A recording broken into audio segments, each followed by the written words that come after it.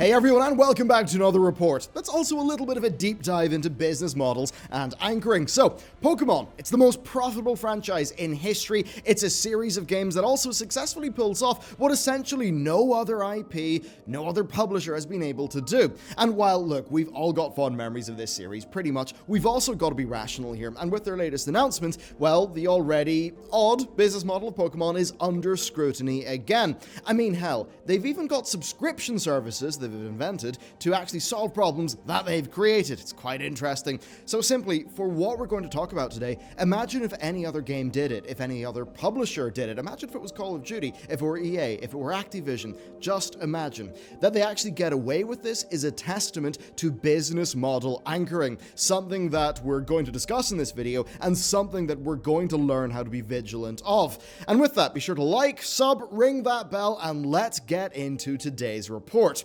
Now, right off the bat, I should say, Pokemon was pretty much my first franchise on the first games console that I ever owned, right? Now, the hand-holdiness of X and Y and Sun and Moon, that pretty much made them unplayably tedious to me, so I didn't play them, really, but the core here is, this is a series I'd actively like to like. I actually like the fantasy, I like the art, I like the style. That's where I'm coming from here, and I mean, in my free time, I'm often talking through the genres design with a very close friend of mine who is the creative lead on Paleopine, so a lot of what I'm thinking about is even within this genre. So, with that, let's get going. It was announced that Pokemon Sword and Shield will be getting an expansion pass containing 2 DLC packs. So the Isle Armor releases in June and the Crown Tundra is scheduled for release this autumn. Now, both games will appear in the game as, the large seamless maps that Game Freak promised will actually be bigger than the base game's wild areas, which, I mean, I thought they looked a bit odd sometimes, but actually were pretty good. Now, it costs $29.99 for the whole thing, but it actually doesn't look like there's a way to buy the 2 packs separately. And what's also odd is that Sword and Shield have their own versions of each expansion. And yes, they will have version exclusive Pokemon. Yeah, buying both games and then both expansions is $180. That's a shocking amount of money. There is a shocking amount of people who will do that, but that being said, not everyone. But still, if you want to be competitive, you're pretty much going to need to get your hands on all this new stuff. And sure, you can trade, but that's going to be a long process. One that is hampered by the removal of the game's old iteration of global trading. And it really has made trading a hell of a lot harder. Now, these are also reintroducing Pokemon from the national decks that were not there at launch. So a lot of people are obviously thinking that this is casting doubt on the initial reasoning there from the from Game Freak, and that it seems like that was a partially business-driven decision. I don't think that's much of a surprise given the emotional attachment to so many of those Pokemon. And there's other features like, say, Dynamax forms of the base starter Pokemon, that are being added in these expansions. So I think you can see how this is a game that, was a ropey advance into a new generation. It had technical issues, it had launch issues, now it's got DLC, and its business model is still a little bit iffy. Now, content-wise, the Isle of Armor focuses on the theme of growth, and it's going to give players a new starter-level legendary Pokemon, while the Crown Tundra is going to be built around exploration, and it will offer a new co-op mode that involves Pokemon Dens. And you know what, going back as a kid, if I could have got DLC for my Pokemon games, I mean, I would have been happy. So, so far so good, but the reintroduced National Dex Pokemon, that's ruffling feathers. It does sort of feel like Game Freak are selling cut content at a premium, but I should note that's not strictly the case. I mean, the 200 Pokemon, they'll technically be added to the game as a part of a free update, but they're not going to be catchable without purchasing the new DLC. Now, they still can be unlocked in-game through trading or by, transferring Pokemon from the Pokemon Home sort of subscription service. More on that later. Now, in another interesting move for Pokemon that almost makes it feel more like a live game, this week they added in a free update that gives you the Galarian Slowpoke for Sword and Shield, as well as an interaction with the new expansion rival character. That Slowpoke can then be evolved, of course, with exclusive items only found in the DLC, so it's definitely trying to, worm its way in there, and the rival's undoubtedly going to be pretty important in the new story, so it's clear that Game Freak are really trying their hardest to build excitement, and that's even with the Isle of Armor being 6 odd months away. Now, DLC, right, that is a more cost-effective way to iterate both for the players and the developers. During Sword and Shield's development cycle, Game Freak often spoke of the difficulty in managing time and resources, and I mean, Game Freak certainly seem to get things wrong that most people get right, and yeah, it's possible the National Dex actually couldn't make launch, but with the large wait time for the DLC, they're actually able to put it out there. But that said, I imagine it's a bit of both. Now, this is a new model for Pokemon, and you know what? It is better than the Ultra model. The Ultra model is one of the worst things I've ever seen a games publisher do. And if you're not aware of it, they released Sun and Moon, and then they released Ultra Sun and Moon, which were like...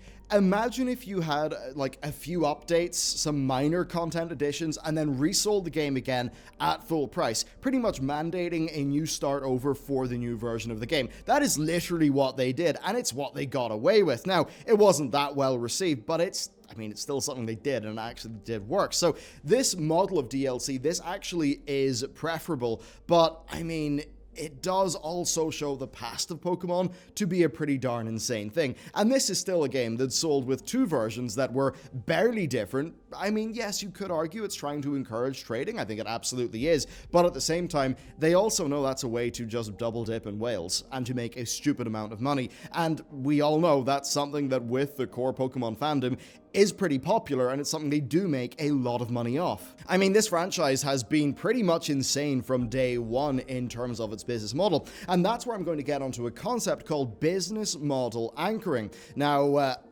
price anchoring, that's a pretty common concept that we all know about. Business model anchoring, to be honest, that's just something I've made up on the spot to illustrate a point, but I think it's a very relevant thing. So, price anchoring, that is where, let's just say in my head, I want you to pay £20 for something. So I open up, say, with £28, and I say £28 with the expectation that you are haggling me down a bit. But by anchoring a high price initially, I'm sort of setting your expectations, and I'm sort of setting your view of value. So if you go into, say, a car dealer, you're going to have price anchoring used against you. It's a pretty common negotiation technique, I suppose, and it's a little bit rough, it's a bit uncomfortable, it's not that nice. What do I mean when I say business model anchoring? Well, it pretty much is the same thing. It's when you establish a pretty insane business model, right? And you can walk back a little bit, and it's still going to be a pretty wild business model, but because you anchored people with the initial very bad expectation, you're able to step back from that and still get most of what you want and still end up having a pretty insane business model. So with Pokemon, what has that been? Well, that's been selling two versions of a game and then an updated version of that game, right? You had, you had Ruby and Sapphire, then you had Emerald. In fairness to Emerald, which had been my favorite Pokemon for a very long time, it did add a fair amount of new content. It did rework the story, but you get the point there. That's a lot of asset reuse. Imagine if this was done with Call of Duty. Imagine if you had Call of Duty Modern Warfare Soap Edition, Call of Duty Modern Warfare Price Edition, and then imagine if you had version-specific missions in the campaign and also version-specific guns and attachments that you could, trade with other players or whatever. People would go pretty darn wild over that. Yet with Pokemon, it is an entirely okay, acceptable thing. Why? Well, it's because they anchored people's expectations with the business model. They did that early on, and they have been reaping those rewards ever since. So when it comes to new franchises, new business models, this is something that I would implore you to be very vigilant of. A, the concept of anchoring in general, and B, the concept of business model anchoring, and essentially what they're trying to be getting away with. And Pokemon is pretty much the best example of that. Now, let's move on to another loose end, and that is Pokemon Home, the upcoming cloud-based service designed to connect all the different generations of Pokemon together and to give your Pokemon somewhere to live in between games. Now, few specifics are known about this service, except that it is going to be subscription-based. Now, the Direct presentation, the Pokemon Direct, did confirm that it will be launching in February this year, but to stay tuned for more information about it in the run-up to its release. Now, here's the thing. Pokemon Home is intended as this long-term replacement for an existing service called Pokemon Bank. Now, the two services will be able to interact to bring all of your Pokemon from every single game generation together under one virtual roof. Now, these Pokemon can then, of course, be transferred to Sword and Shield, provided they are present within each game's roster. And this does include the 200 plus Pokemon that are arriving in the upcoming updates. Now, for fans of the games, Home is going to be be a very welcome simplification of a complicated storage system that spans a dozen games. Pokemon Bank's compatibility actually ends with Ultra Sun and Ultra Moon, while Pokemon Go and Pokemon Let's Go are kind of operating in a void right now because they're waiting for Pokemon Home. Now, remember too that Pokemon Bank is a premium service. I mean, it's reasonably inexpensive. It's like $5 a year, but still, you kind of have two subscription services here. Now, on that note, what's slightly worrying is that Pokemon Bank and Pokemon Home, they're going to need to communicate with each other from the beginning, right? Now, this might end up requiring players to maintain two concurrent premium subscriptions to two different services in order to move their Pokemon across the games to basically just tidy up after Game Freak.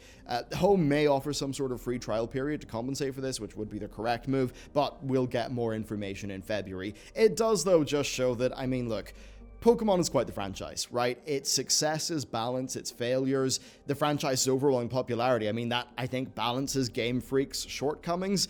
I think, indeed, the emotional investment in that brand, it's a hell of a thing. It's led to Pokemon being able to pull off business tricks that no one else would dare. Again, it's what I said. Call of Duty Modern Warfare Price Edition and Soap Edition with unique story elements and rare attachments for trading. That is not something that would go down well, yet for Pokemon, it's totally fine. Now, to be clear personally, a future Pokemon model of releases every 2 years and DLC in the in-between year, I think that would be great. That would be better than Ultra Sun and Ultra Moon, and that, I mean, it could be just far better for the quality of the games. It could be great for the franchise. I think it's just clear, though, that Game Freak need to up their game. They can get away with things that other companies can't because of that fan passion. And I think that's passion that is exploited, right? They are shipping cut-down games fraught with technical issues. I don't think that's okay. Sword and Shield, they have their good points. I actually think from an art direction perspective, they are gorgeous at places, especially outside the wild areas, but the technical issues, the communication, the cut-down roster, generally comparing it to any other first-party-ish Nintendo game, I mean, they really should have got some of those Breath of the Wild devs in to help them actually get the thing working. It's just that thing. It all comes down to the exploitation of passion and the way that a lot of these companies, if they can get away with it, they will. And that's pretty much what ends up happening here.